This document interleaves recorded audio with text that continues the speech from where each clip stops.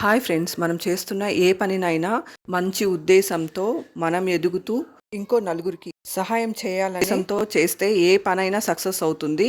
Self respect వేరు, అహంకారం వేరు.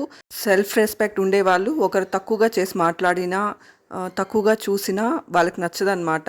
వాళ్ళకంటూ ఒక గుర్తింపు తెచ్చుకోవాలనుకుంటారు, లైఫ్లో ఎదగాలనుకుంటారు. నేను ఈ యూట్యూబ్ ఛానల్ని స్టార్ట్ చేయడానికి కారణం, నేను గ్రో అయి నలుగురు అనాథ పిల్లలకి కూడా ఫుడ్ రూపంలో ఇద్దామనేసి నేనైతే ఈ ఛానల్ని అయితే స్టార్ట్ చేశాను.